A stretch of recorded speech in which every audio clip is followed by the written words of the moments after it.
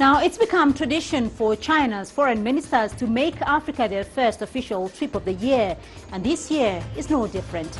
Foreign Minister Wang kicked off his state visits for 2016 with a four-nation tour of southern African countries, meeting with leaders from Malawi, Mauritius, Mozambique and Namibia to discuss how best to implement the outcomes of the recent forum on China-Africa cooperation held in Johannesburg in December of 2015. But his visit comes on the back of a general economic slowdown for Africa. So what lessons does Wang have for the four Southern African nations, and how can the continent further strengthen its China ties in 2016? I'm Beatrice Marshall. Welcome to Talk Africa.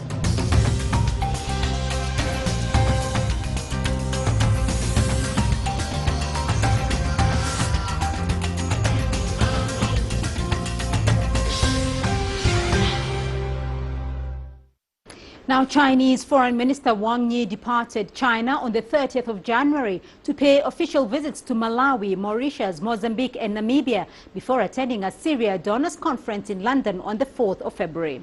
China's foreign ministry said the choice of the four countries, each with different characteristics, demonstrates China's diplomatic principle of treating all countries on an equal basis. CCTV's Kofa Mrenje has more.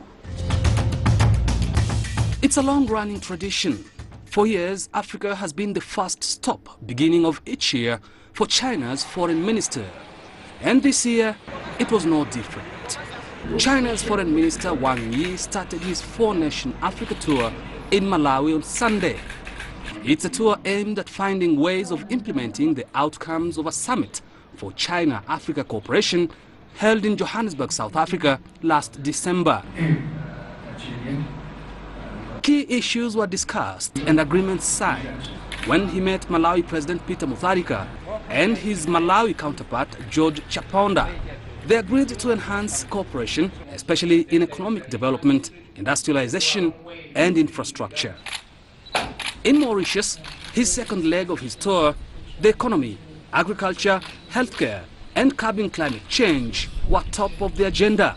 Tourism and investment were also discussed when he met Mauritius President Amina Gurib Fakim. China and Mauritius have also promised to further strengthen ties. Wang then made his third stop in Mozambique. The energy sector, infrastructure and manufacturing were among the issues of discussion when he held talks with President Filipe Nyusi of Mozambique. China has also promised to help Mozambique improving the security sector and food production. He was to head to Namibia. However, he'll be attending a Syria Donor Conference in London before he returns to complete his Africa tour. During the summit for China-Africa cooperation last year, China's President Xi Jinping promised major cooperation plans for the next 3 years in such areas as industrialization, agriculture, infrastructure, green energy, and poverty reduction. Kofa Mrenje, CCTV. Now, at the Forum on China-Africa Cooperation in Johannesburg last year, China's Foreign Minister Wang noted that African countries not only hope to enhance economic cooperation with China, but also expect China's greater participation in solving Africa's major issues and a bigger role in Africa's peace and security affairs.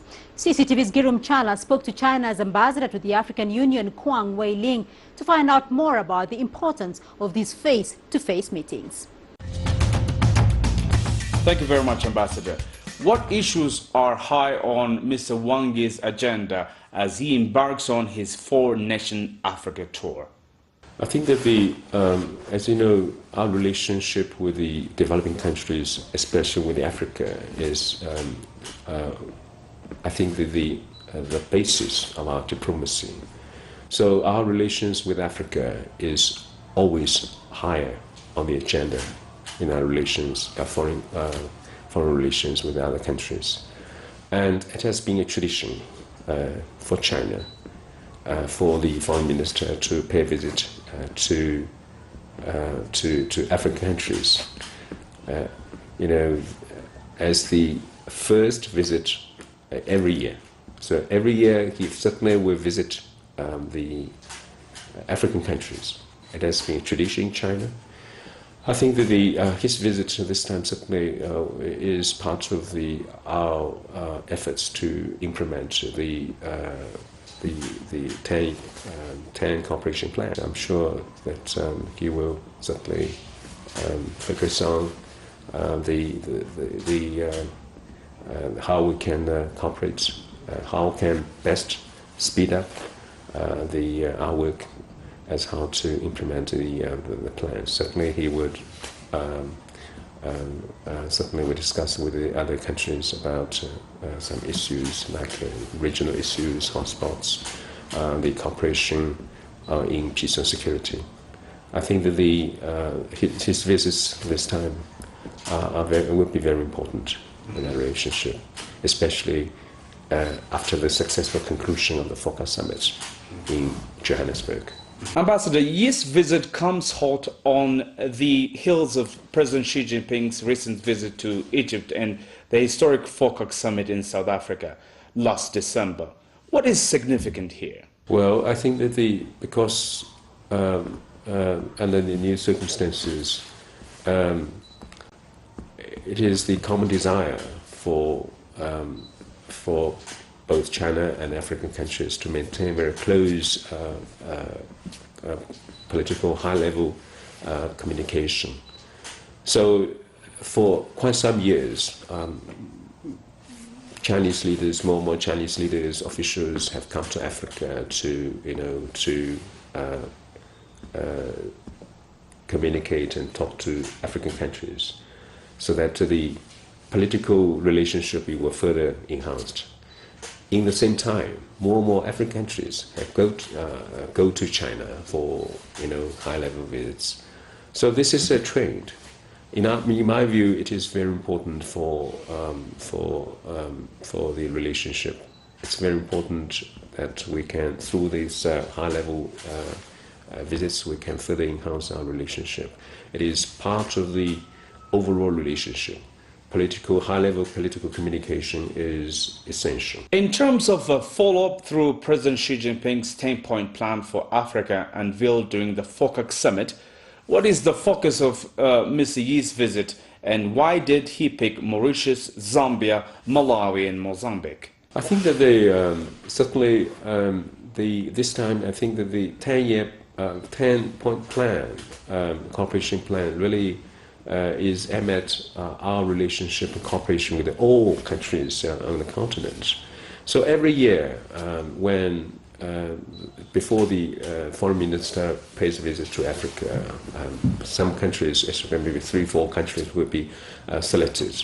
I think that these 4 countries are very typical, and so the visits will help enhance our relationship with these 4 countries, especially in industrialization and the modernization of the agriculture will be high on agenda. Now, what progress is being made at the level of the African Union in terms of coming up with a framework for the implementation of President Xi's 10-point plan?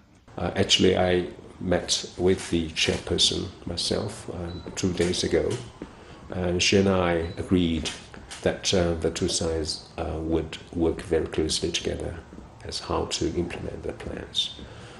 She and I certainly had some ideas. First, I think that the both sides agree that we need to do more to speed up the cooperation on the railway, which is part of the 3 key networks and industrialization. And she and I agree that both sides should work together. And actually, the African Union and China have set up respective teamworks, and we hope that the experts on both sides will meet very quickly, so that we can move forward. And also ACDC, Africa Center for Disease Control. I think that both sides also agree that we should speed up the process. I think very likely both sides will sign an MOU on this. And also the Chinese government has decided to send some experts to work with the African Union. So a lot of programs, and also, China is willing to work closely with the African Union in the area of peace and security. And our president announced that last September in New York that China was going to provide $100 million military system to the African Union for the building of Africa standby force. So these are I think the main things there that we are going to work with the African Union. We're going to take a short break on the program, but when we come back, my expert guests will analyze the importance of Foreign Minister Wang Yi's visit to Africa. To stay with us.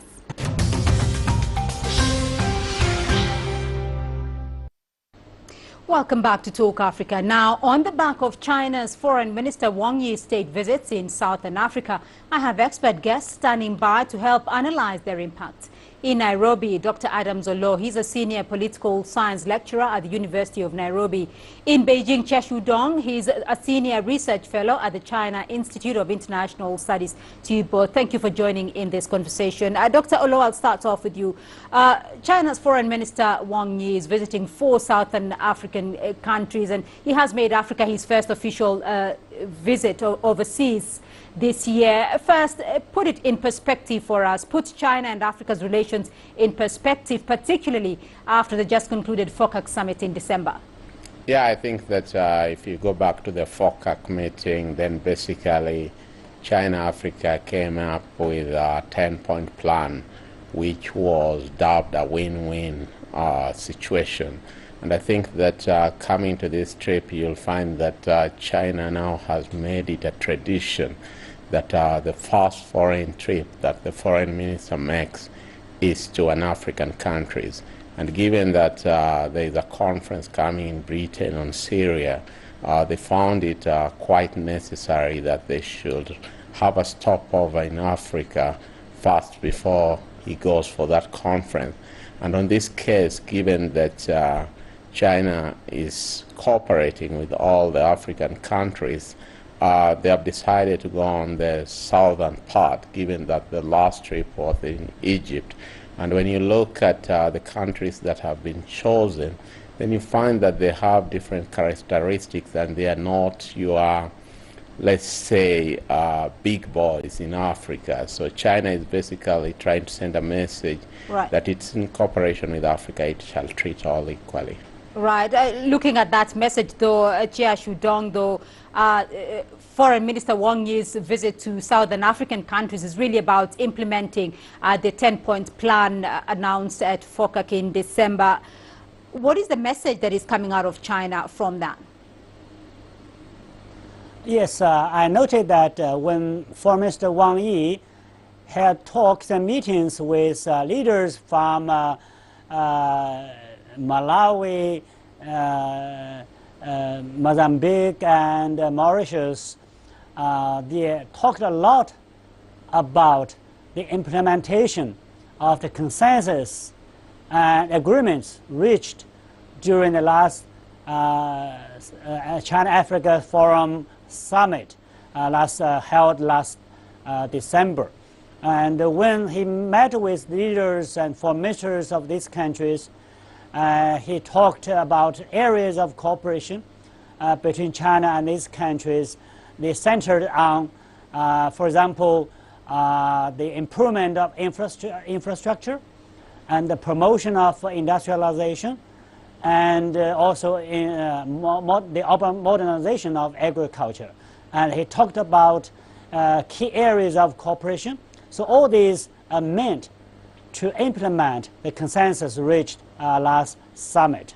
Dr. Olodo, in terms of taking advantage of those new areas of cooperation, of course, Africa has just come out of the African Union summit there. And are we seeing, though, Africa now taking advantage of those new areas of cooperation? What is Africa's advantage? Well, basically, Africa's advantage is that when you look at the factors of production from time immemorial, it has always been capital, land, and labor, and you'll realize that Africa has always lacked in capital, and therefore China offering $60 billion is what Africa will be looking at as a way of a springboard. You'll also remember that China did say that it was going to help in providing the training of a pool of talent that African countries have been lacking because they have abundant labor but maybe not skilled labor as such. So I think that in terms of capital, it's a question of investment, and in terms of talent, it's a question of turning its abundant labor into skilled labor. Dr. Olodo, are we seeing that there are areas that African countries, even though you did mention that every African country has unique characteristics and unique needs, are we seeing that there are areas from the 10-point plan that many countries would want to implement as matters of priority? Yes, I think that one is connectivity, that if you're going to have a situation in which Africa is going to move together, then the infrastructure connectivity must be enhanced. And I think that given that we have a diverse continent, one of the areas in which has been lagging behind is in the area of infrastructure, and more importantly in terms of networking across the continent. So I think that if there was one area in which all African countries would agree on, would be in that infrastructure connectivity. Jia Shudong, are there aspects of the 10-point plan that China is laying emphasis on? Yes, we know that each African country needs to, improve, provide jobs for their people, and provide sufficient food for their people, and also improve their health care. So China puts emphasis on areas of cooperation which will benefit all African countries in these areas. And of course, there are many ways of doing that. For example, in Mozambique, when we talk about energy, development of energy, China can work with Mozambique to develop its natural gas. In Mauritius, for example, it's an island nation, and China hopes that it can be an gateway to Africa, and Mauritius can become a platform for example, civil aviation, for tourism, for training of human resources for African countries, and it's also good for the local economy and development. For Malawi, for example, China can work with Malawi to develop its agriculture and help with the training there. So all these projects oriented, of course, so China can also support and finance these kind of projects. And these will be the priorities that China in future will put. Right. Jia Shudong, though, let's look at the whole question of implementation, because as soon as the plan was released in December, it was supposed, the implementation process was to begin. How is that implementation process? Well, first of all, it's a 3-year plan. So, when the two sides implement these plans, they will work out specific roadmaps and for these projects. Secondly, China will use the current existing channels of communication and mechanism of consultation so that China can communicate with each individual African countries and also subcontinental organizations to see which project will be best for sub-regions and each individual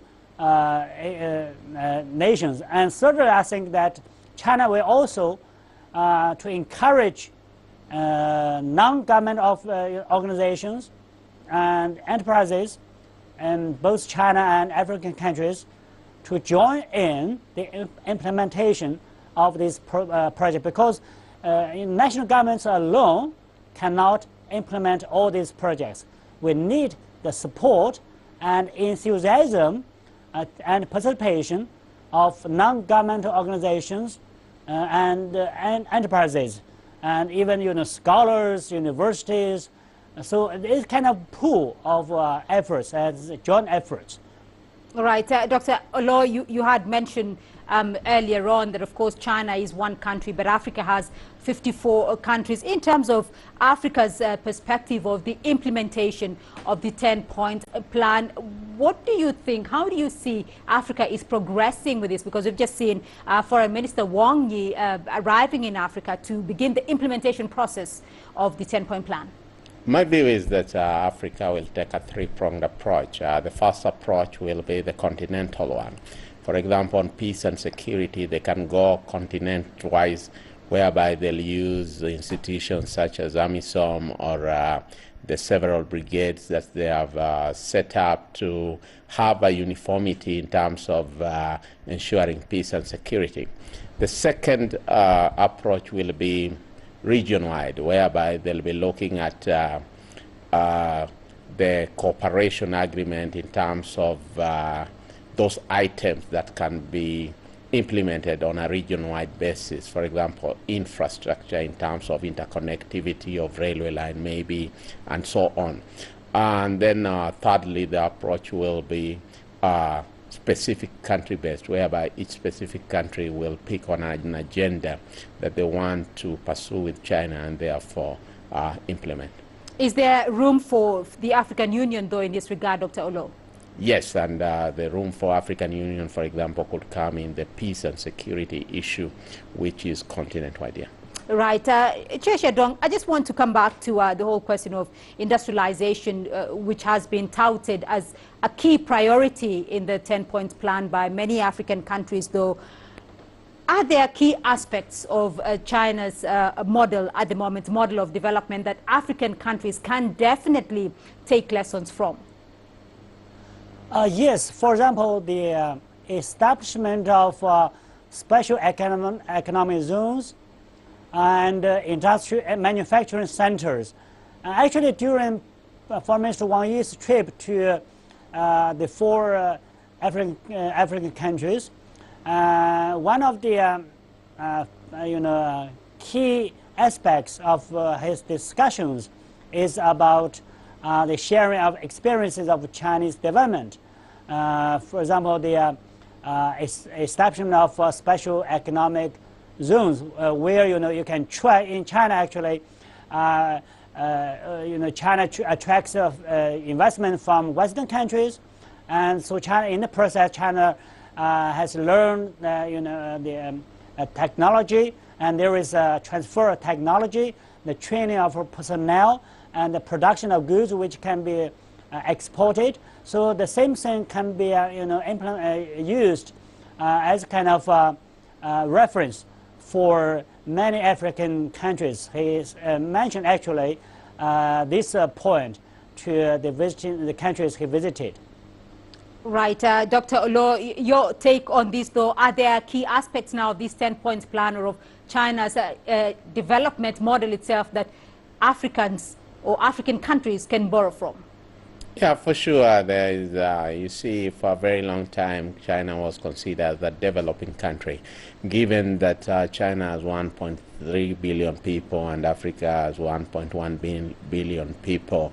Basically, what China has been saying is that what can we do to cooperate with Africa so that we have a win-win situation? And I think the lessons to be learned from China are basically how did they move from being a developing country to now what people are saying that a rising power within the global scene. And I think that there are quite a number of lessons to learn. And if you were to pick the issues that they have highlighted in the 10-point plan, including modernization of agriculture, as Ji Dong, my counterpart, has said, industrialization, people-to-people exchange, investment, and that. And I think that at the end of the day, it will be implementation and making sure that they stay on track so that you don't have what you can call elephant projects that start to be developed and later are left to lie fallow without bringing any dividend. Chia Shedong, at the end of the 3-year term that has been aligned with the 10-point plan, at the end of the 3 years, what is China's expectation? I believe that the 10-point plan will bring the level of cooperation to a new high between the two sides, and African countries can enjoy better infrastructure, better connectivity, and they will have improved environments for their development and for their connectivity with other countries beyond the continent. And also in the process, China will enjoy better ties and closer ties with African countries. And together, I believe that China and African countries will have more greater influence on world affairs. And China and African countries can continue to share their experiences and enjoy the same and work towards the same goals of development. Right, Dr. Adam Salo, $60 billion, 3 years to implement 10-point plans. What is Africa's expectation at the end of that period?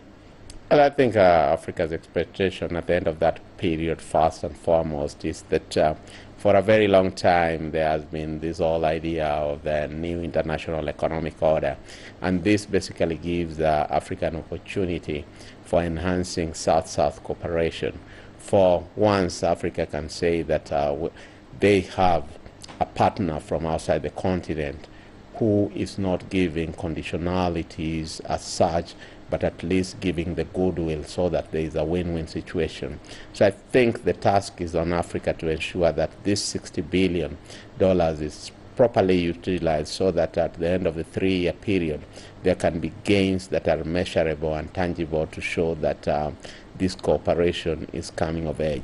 The second thing for Africa would be that many a time such collaborations and cooperations have been elite-driven, and the masses have not really felt the impact. So I think that such massive funds being invested in Africa should trickle down to the people, the masses, so that they can have ownership of what they can call a South-South cooperation that is directly benefiting them. And that's all we have time for this week. Thank you all for joining in the conversation. In Nairobi, Dr. Adam Salo, he's a senior political science lecturer at the University of Nairobi. And from Beijing, Chia Shudong, he's a senior research fellow at the China Institute of International Studies. Gentlemen, thank you for joining us here on Talk Africa. Remember to join the conversation, though, online through Facebook, Twitter, and YouTube, and to join us again next week for another edition of Talk Africa. Goodbye.